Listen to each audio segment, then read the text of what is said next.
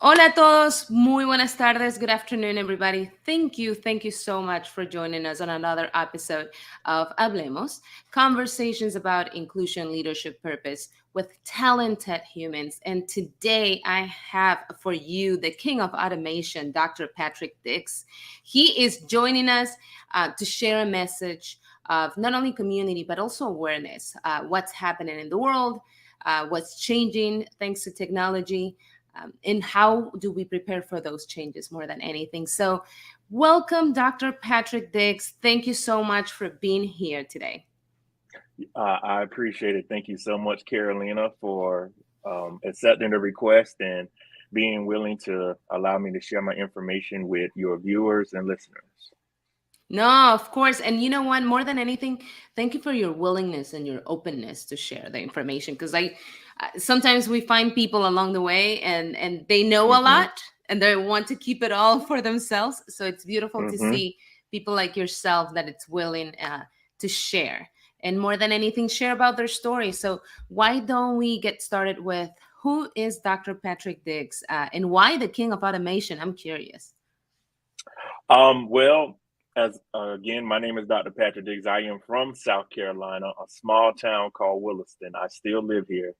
Um, I was born on a farm. Well, born actually in Augusta, Georgia, but my family owned a farm, and my dad and my parents and my siblings and I, that's where we started at. And eventually my dad bought an auto paint and body shop. And my brother and I and the family, we worked with that. So that's just a little bit about how my background came about from going from the farm to going to the auto paint and body into what I'm doing now. The name King of Automation came from someone, a young lady that I was conversing with a couple of months ago. We were just thinking of topic names, and she said, "You can't use your name, just Dr. Dix. It doesn't sound catchy enough." So I said, "Okay, well, let's just think of a name that sounds unique." And we were just fumbling, and she said, "You should use the King of Automation." And that's how the name, the King of Automation, came up.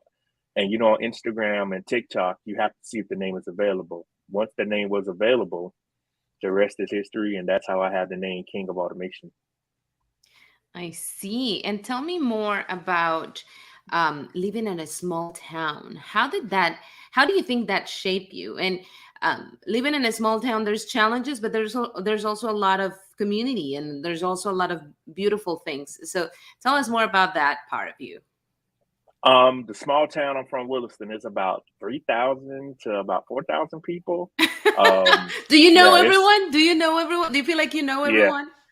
yeah. Everybody knows me, or they know my family, or they know of me. I still see some of the same people I went to high school with that know my brother and sister, and know my dad family and my mom's family. So everybody knows everybody. It sounds like And you can do anything, and it kind of sounds like you can make mistakes. Ugh, scary, because everybody will be like, "Ah, I saw you last night." well, that was the thing growing up. A lot of people would tell on us, particularly, my brother and I. My sister didn't really cause a lot of trouble, but my people would tell on us. Family members or people that knew my mom and dad would call on us. Would call my parents and talk to them about, I saw your son doing this, I saw your son doing that. And some of those people, my parents are deceased, and I still see some of those people, Hmm. and I'll say, huh? They'll say, oh, you look just like your dad, or you look just like your mother. And in my back of my mind, like, I remember what you said 20 years ago. I won't So forget. I won't forget. Do you yeah. do you, do you feel like even though, and like I said, there's challenges, right? We're growing up, everybody hmm knows you, and it could be a good thing, it could be a bad thing, right? Depends on what you're doing. But do you think that also gave you an appreciation for family and for community and for friendship? Yes, it gave you an appreciation for family, community, and a lot of other things, but also coming from a rural area, it instilled a different type of work ethic. Mm, Anyone that's grown up in a rural area, the next biggest town to my town is Aiken, and we can go to Columbia, South Carolina. We could go to Augusta, Georgia. So those are like three real big towns. But growing up in the rural area, it really instilled a good work ethic into you. And going to a bigger city what a lot of people from rural areas already have is that work ethic and that and inhibition and the willingness to succeed.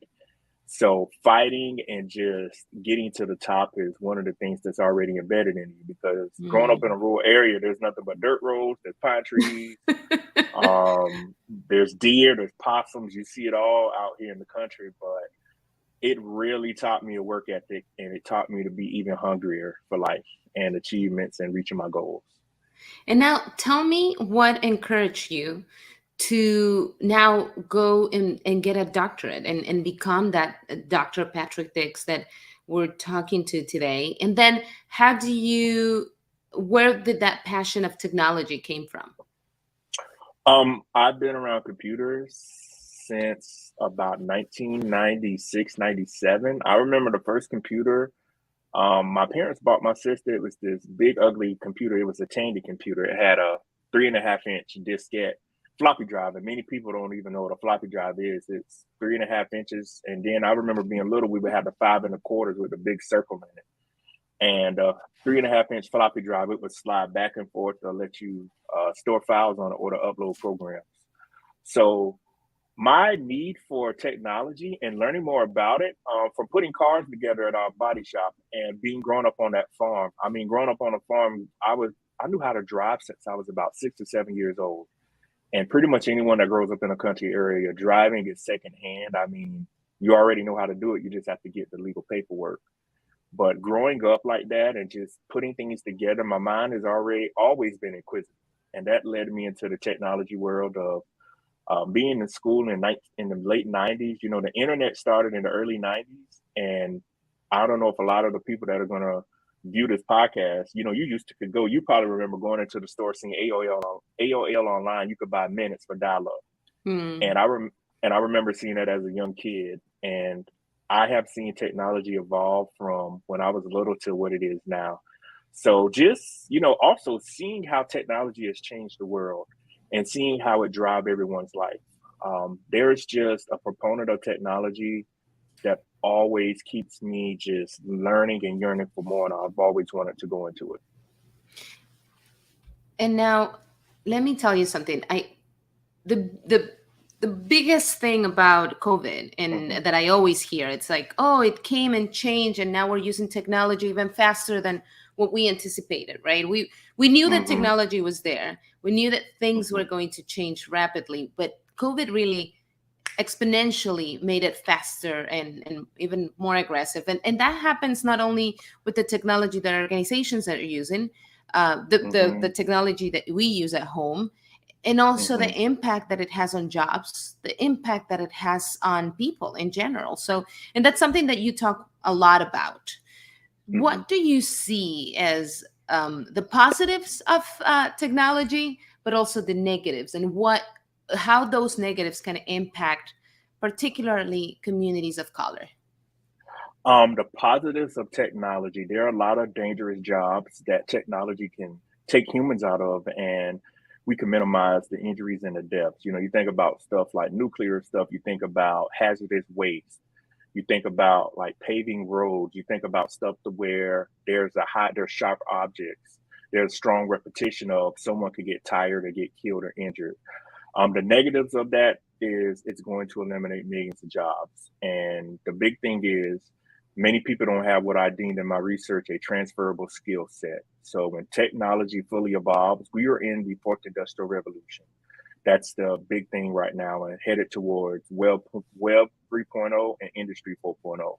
So technology is driving the need for digitalization, faster processes, and less humans actually performing many of the tasks. So companies can keep up their bottom line and not have much, as we would say, it breaks in the process. And the pandemic, when I talk to people, the pandemic really caught companies with their pants down, as the old saying goes. So what companies are doing, they won't let that happen again. So companies are already implementing processes to, if something like the pandemic happens again, they can continue to provide processes. They can continue to do production. They don't have to send everyone home. So that side of technology is driving a whole new world. And in the process, it is going to eliminate millions of jobs that people really, really depend on. And obviously, we don't want to sound too scary, but it's reality, right? I mean, it's not to Yes. bring people down. It's more to create a sense of awareness. That's the job that you're doing, and that's why I Yeah. wanted to also share your message with our community. What and what can we do to help us, um, in a sense, stay ahead of the curve, even though it's a little bit challenging, but to keep up with those times and those changes? How can we get ready for those changes? Um, Preparation. Right now, automation and artificial intelligence and machine learning, they're here, but they're still trying to really figure out how to um, perfect them. So right now, people still have time to prepare.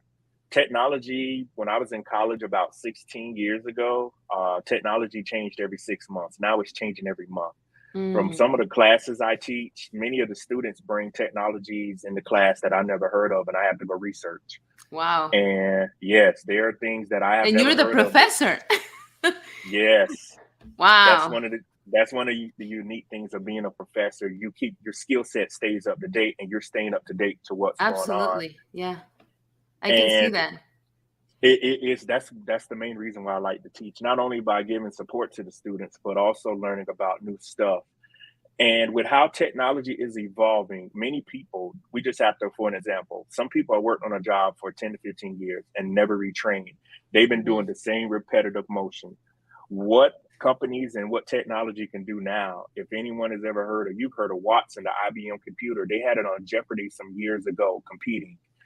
And what Watson did, Watson was able, they had like a back room with all the servers. They had Watson compete against actual humans. So Watson was able to research, hear, process, research, and regurgitate the information. So what they're doing now is applying that to factory jobs, administrative jobs, repetitive tasks.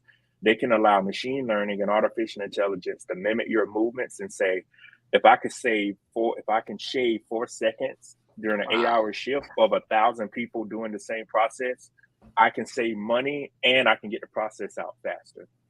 So people will say, well, what does that mean for me? You're in the future, you're gone. They might have out of, let's say a factory has 1,000 people. They could possibly run that facility with 200 people. 800 people will not have a job. And that's on a small scale. And once they perfect how to get the 200 people to really get down what they're doing, we might can have 10 people run that facility, 10 to 15. So I guess here would be the whole idea would be, we know that that's coming. We know that there's going to be jobs that are Mm-hmm. going to disappear. I have to get ready. I have to prepare. But what are those roles that I should look for? Especially for those who are, let's say, work at Target or Walmart, and they're salespeople, right? Or they work, I don't know, um, they're stocking, or millions of jobs like that, and that those processes can be automated, or an Amazon factory, those type of jobs too.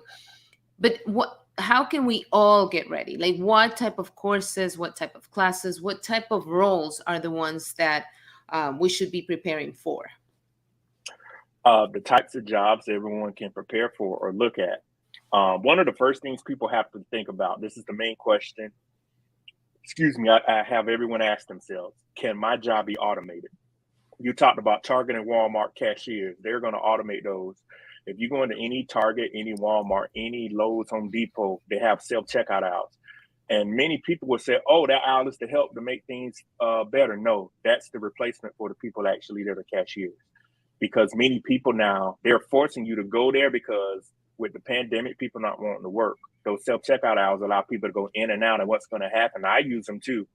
Long as it's not too bulky of items, they'll have a person standing there manning 6 of those self checkouts, and they only take credit cards only.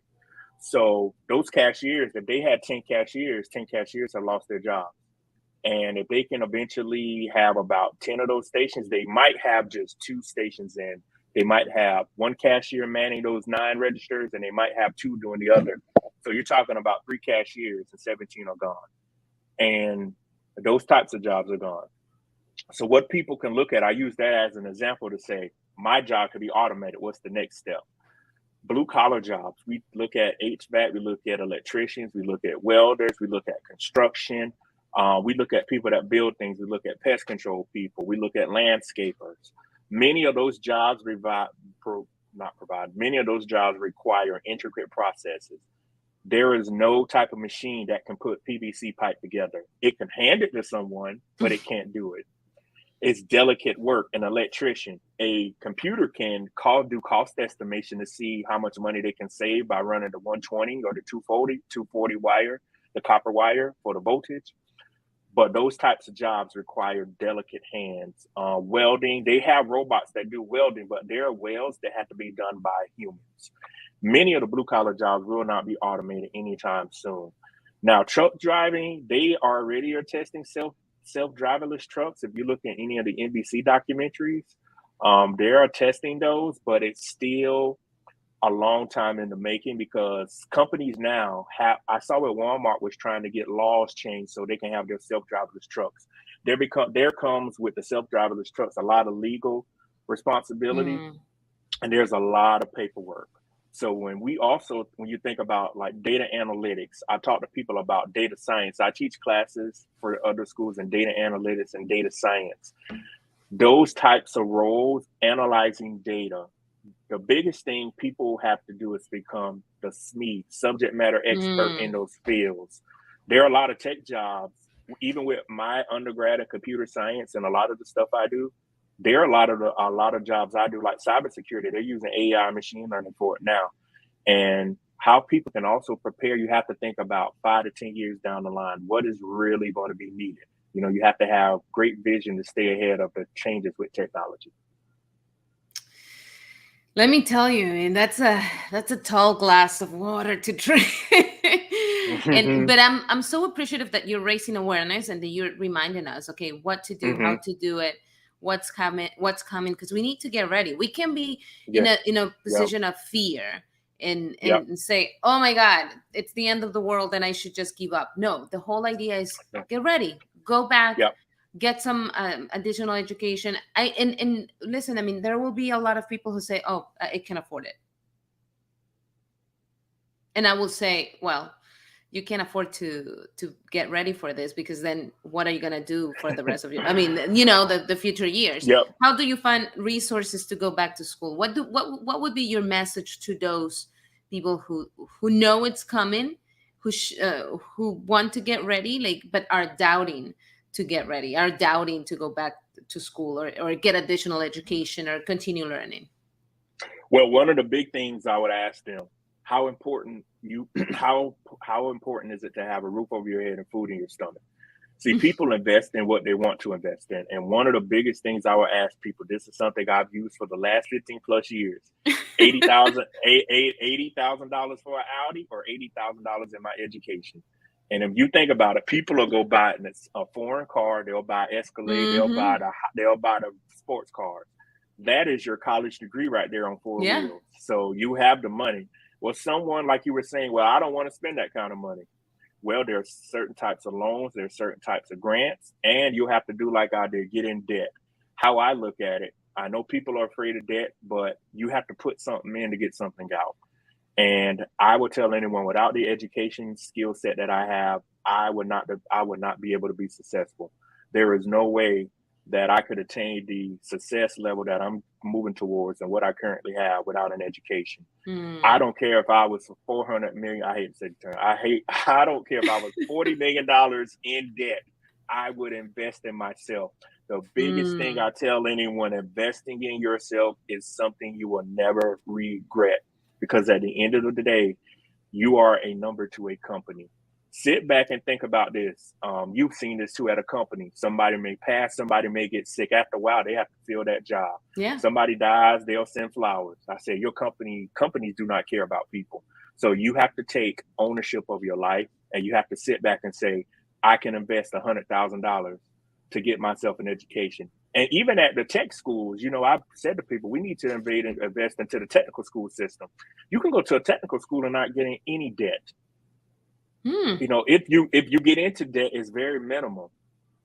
You can get grants, you can get loans, but most technical skill sets don't require. You can use your Pell Grant. And I'll be honest, I've just stated it. If it's debt, it might be a couple of $1,000s. But you have to think about, if I invest in the return on investment, this is how I tell people: if I invest 100,000, I should be able to get 300 to 400,000 over the lifetime times 50. And people don't see, it's just like in a bank. You put in what you get out. You can't go to a Mm. bank and withdraw from where you never put stuff in. So the resources are there. If I wanted to go to school to be a medical doctor, I'm going to be honest, I could care less about the debt. It's about me being a medical doctor.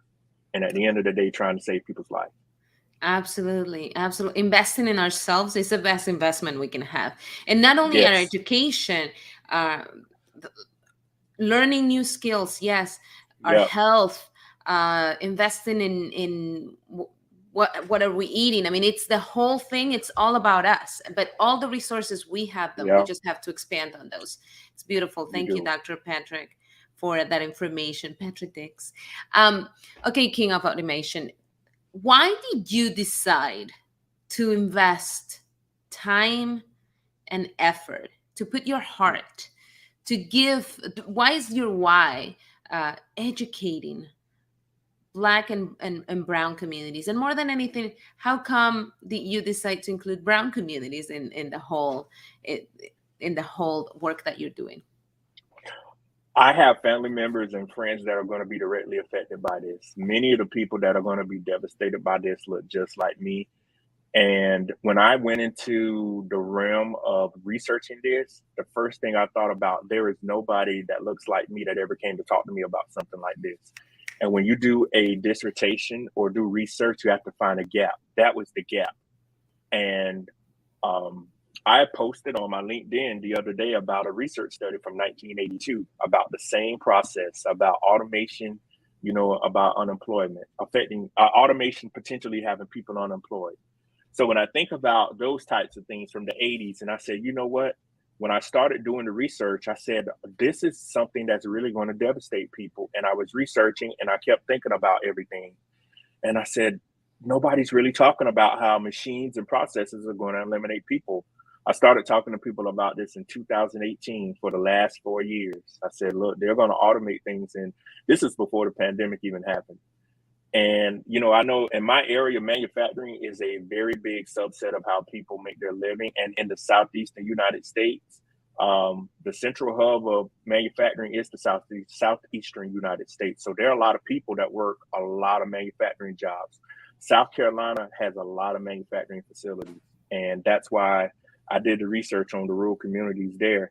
And once I did the research, I said, you know what? This is going to even affect other areas because once you do the research, you have to see the validity and reliability. If you were to take my same research and put it in another rural area, the same stuff would happen.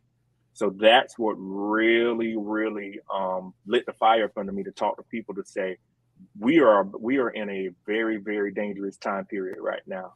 Um, they're going to eliminate jobs. And, we're talking about the Black and brown. We even talking about women because women work a lot of Mm. administrative jobs. That's in my research too.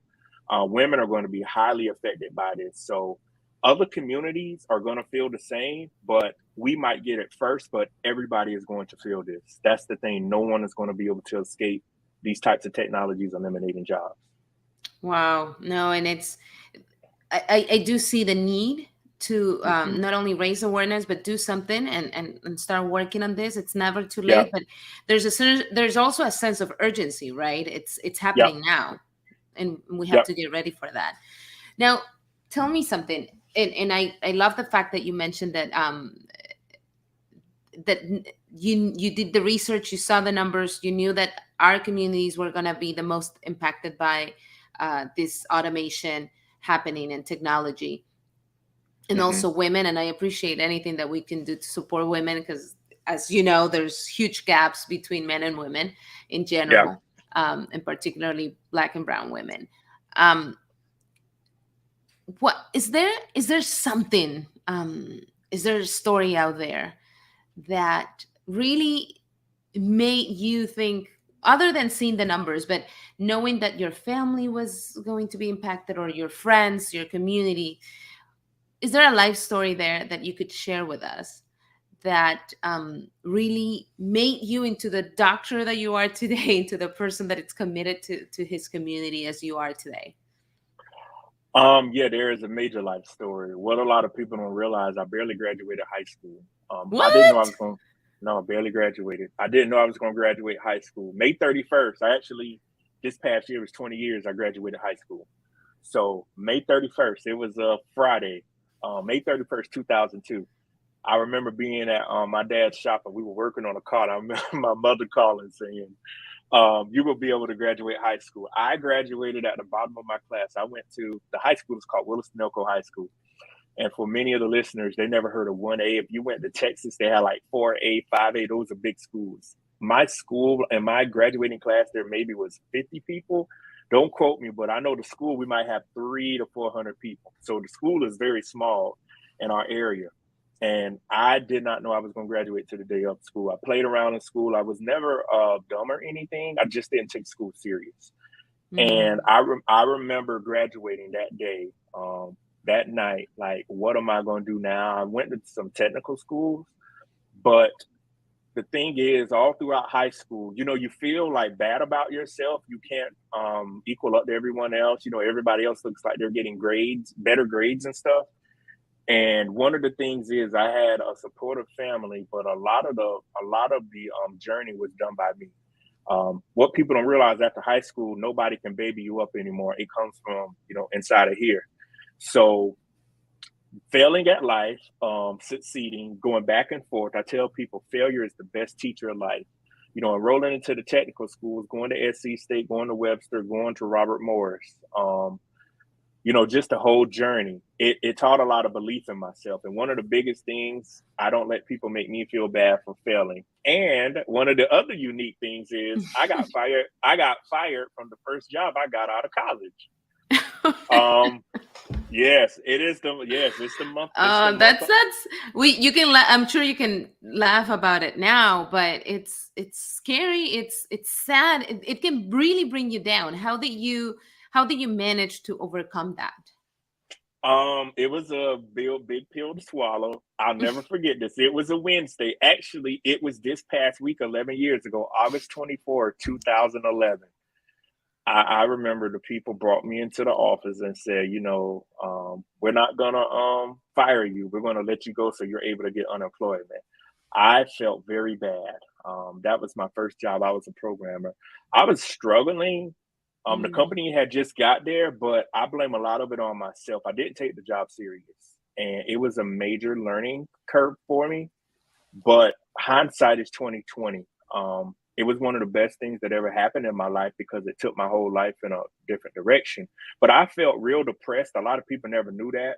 And to this day, I tell folks, you can never make me feel bad about failing at anything. And I'll list all those jobs. I'll list all that.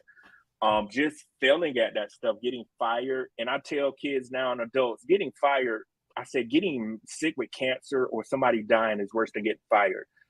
A job is a job. I said they come and go. Mm. Don't let people make you feel bad for getting fired. But it took me about a year to get another job. I remember applying for about 800 plus jobs. I made it my business to get a job. This is something that process taught me how to interview. I would go to interviews, not get a call back, not get a call back. I would watch TV and say, let me tailor my resume like this. And you really want to know how I got the government, the DOD contracting job? I got it off of a guy I connected with on LinkedIn till I know to this day. And I saw him a couple of months ago.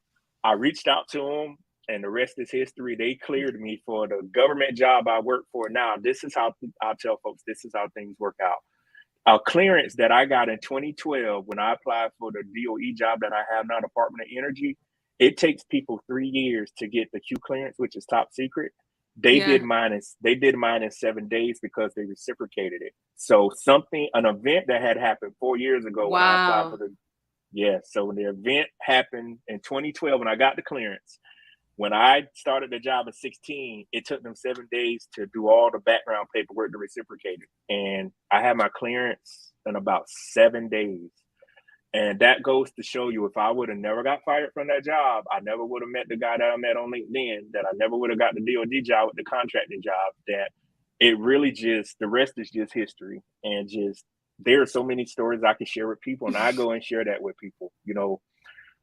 Just don't feel down on yourself, men and women. I mean, I could talk all day about that because um, it's just facing adversity. And a lot of those things I caused on my own. I take responsibility, but I'll tell folks the biggest thing I want everybody to remember: you want to get out of your problems on your own. There is no one in this world can say that they helped me do anything. All of the degrees I got, I wrote my own papers.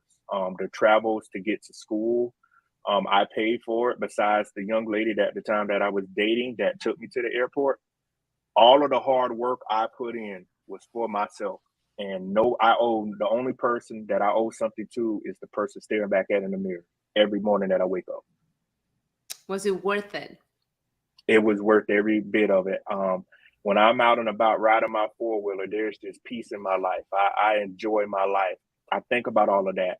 And I think about a lot of the people that would have went through a lot of that stuff and fumbled. So I talk to people and say, there's nothing wrong with failing. And I encourage people, you got to find yourself, but I'll let them know, look, I was where you was at. And just like you were surprised. I said, no, I had this journey, these 20 years to get to where I'm at have not been clean.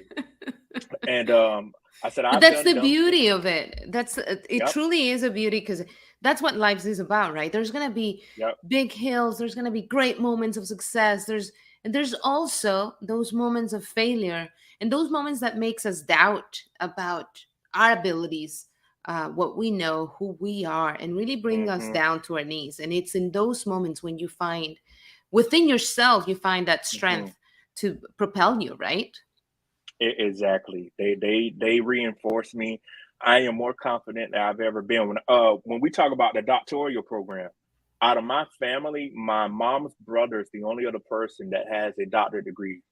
Some of my family members have graduate degrees. And I've always thought to myself, I never want someone to be able to tell me I can't get a job because of education. One of the professors that taught me in grad school said, if you ever want to go get your doctorate, go to Robert Morris in Pittsburgh. When I started to the school, I did not know it was in Pittsburgh. We had to go sit in class once a month. That's what people don't realize. Once a month, I flew from South Carolina to Pittsburgh, sat in class, wrote the dissertation. I did it 23 times from Wow. 2017 to 2020. And I remember going through that process of like, I've never done anything like this before. And I just remember him saying, do not get behind. And I not only that, I had to stay healthy. I was working, I was teaching, so I was doing a multitude of things. I was in a relationship at the time, and there was a lot going on. But throughout all of that, I've made it through it. And now I can live to tell the story of people how working through that, how doing something many people have never done, just going forward. I'm one of those people. This is the last thing I'll say about it. I don't follow the book of life. I tell people there is no book to success in life. Life is squiggly lines. I don't want to do what everybody else does. And people that know me, I hate doing what everybody else does. I know hate is a strong word. I cannot stand, I do not like to follow trends. If everybody else has blue shoes going right, I want to wear orange shoes and go left and create my own journey. I love that. Create your own journey. Yeah. I feel that I'm sure that your students are inspired by you, and I appreciate all the words of Hmm. encouragement, and I appreciate more than anything that you've decided to make it your life mission to Hmm. support and to share this knowledge Yeah. with all the communities. As we talk about Black and Brown communities, because we need the most support Yeah. that our communities need so much support, so and so much knowledge, and it's I feel that with the work that I do too, it's a constant reminder that resources out Hmm. there, how to find them, where to find them, but it's always like that. So I appreciate from the bottom of my heart the work that you're doing You're and welcome. the knowledge, right, that you're sharing. So Hmm. why don't you go ahead and share your information in case people want to reach out to you, how to contact you, how to find you. People can reach me on Instagram at King of Automation. It's also in the title. You put it in my name, King of Automation. You can reach me on LinkedIn. You can search Dr. Patrick Dix. My website is www.automationawareness.com, and those are the best ways. My PR person and I, we have TikTok, but I haven't utilized it yet. But Instagram is where I share everything. I share everything on LinkedIn. My Facebook is just for personal stuff, but the LinkedIn, the Instagram, and the website. And if someone wants me to come speak at an organization, they can go on the website and they can actually hit the contact tab at the top and fill out the submission form, and it'll come to my email and I can respond to it. Amazing. What about those interested in having webinars or, consultations with you via Zoom? Is that also an option? Yes, once you go, I have a Calendly. Once you click on my Instagram, you can actually do the LinkedIn, the link tree. But also on the Calendly, if you do Calendly Dr. Dix, I think it's wcalendly.com/Dr. Dix, you can also find me that way. And I can reach out to you. That's the other thing. I forgot to do the Calendly because I had that link, but I'm pretty sure when you repost this, I can put that information in there Of too. course. Yeah, I'll send it And to also, you. like you mentioned, you can be reached out to by LinkedIn as Dr. Patrick Dix, and also Instagram at King of Automation, and we're showing that here. So Yeah. I do want to thank you again for your knowledge, for sharing everything that you've shared today with us. I encourage people to reach out to you and also look for information, find out Yeah. what's available, what access they can have to different sources, but different education, different things that inspire them, but also reach out to you because I'm sure you'll be willing to share more with them. And that's what we want to do here. Yes, more than willing. And I appreciate you, Carolina, allowing me to come on to share the information with your audience.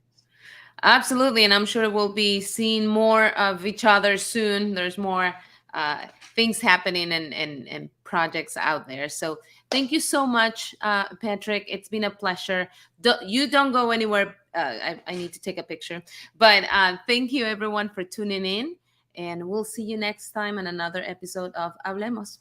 Ciao. Have a good one. All right.